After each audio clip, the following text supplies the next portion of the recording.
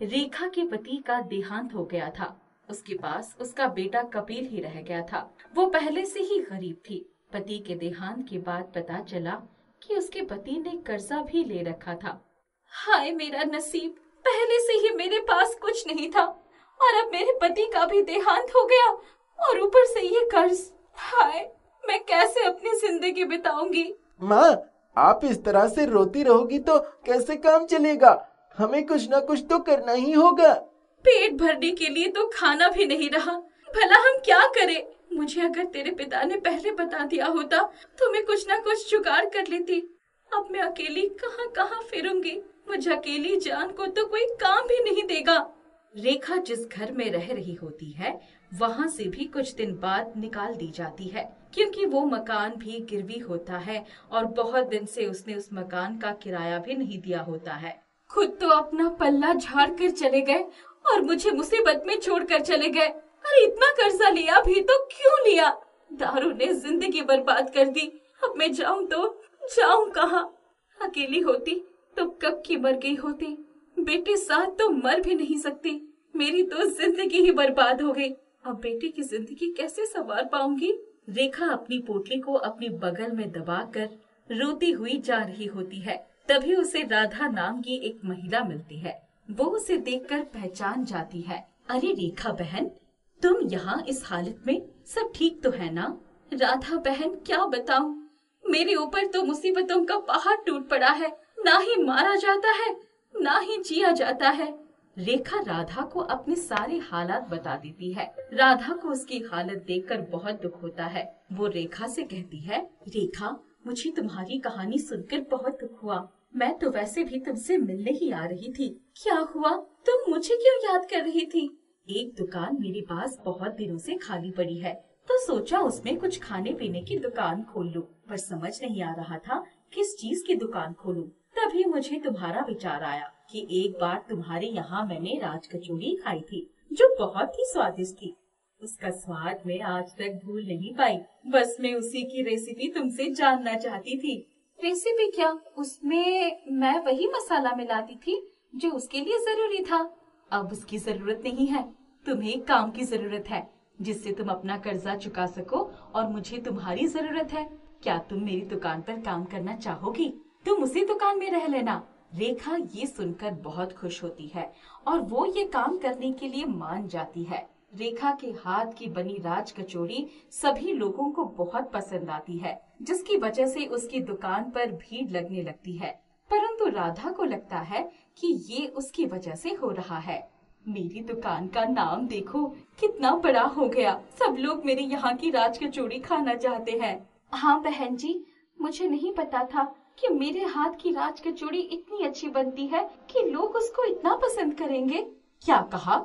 तुम्हारे हाथ की राज कचौड़ी? नहीं नहीं, ये मेरी दुकान का असर है जो यहाँ पर सभी ग्राहक आते हैं। नहीं तो ऐसी राज कचौड़ी को तो हर कोई बना ले। राधा रेखा को बेइज्जत करके वहाँ से निकाल देती है। उसके पास कुछ पैसे होते हैं, उन्हें लेकर वो उस दुकान से निकल जाती है और एक जंगल में पहुंचती है, जहाँ पर उसे एक बुढ़िया मिलती है। बेटा, मेरा घर यहाँ पास में ही है, क्या तुम मेरी मदद कर सकती हो? मेरा कुछ सामान मुझे अपने घर तक पहुँचाना है, पर मेरी तबीयत ठीक नहीं है कि मैं यहाँ सामान उठा सकूं। रेखा उसकी मदद कर देती है। वो झोपड़ी में जाती है तो देखती है कि झोपड़ी में सामान इधर उधर बिखरा हुआ है। वो उस सामान को सही तरीके से रख देती है। तभी बुढ़िया उससे कहती है, बेटा, तूने मेरी बहुत मदद की है, बस एक और मदद कर दे, मेरे लिए खाना बना दे। सामान सारा चूल्हा के पास ही रखा है। रेखा उस सामान की मदद से राज कचौड़ी बनाती है और बुढ़िया को खिलाती है। बुढ़िया बहुत खुश हो जाती है और उसे अपनी थैली में से एक राज कचौड़ी देती हुई कहती है, तुमने मेरी बहुत मदद की है, ये लो राज कचौड़ी, ये तुम्हारी मदद करेगी, इससे तुम्हारी सारी समस्याएं दूर हो जाएगी। वो ये कहकर गायब हो जाती है। तभी वो राज कचौड़ी विशाल आकार में आ जाती है और उसे बताती है, डरो मत, मैं एक जादुई फ्लाइंग राज कचौड़ी हूँ। तुम मुझ पर बैठकर कहीं भी जा सकती हो और जो भी तुम मुझ पर बैठकर बनाओगी वो लाजवाब और स्वादिष्ट होगा। मुझ पर कितने भी लोग बैठ सकते हैं और मैं उन्हें लेकर उड़ सकता हूँ।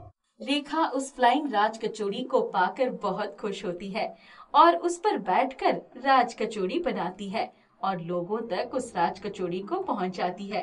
कुछ लोग उस पर बैठकर ही राज कचौड़ी का लुत्फ उठाते हैं। ये बात जब राधा को पता चलती है तो वो उस फ्लाइंग राज कचौड़ी को चुराने के लिए आती है। जैसे ही वो राज कचौड़ी को हाथ लगाती है तो वो राज कचौड़ी उसको लेकर उड़ जाती है और उसको गोल गोल घुमाकर हवा में उड़ा देती है, जिसकी वजह से उसका कई दिन तक सिर घूमता रहता है।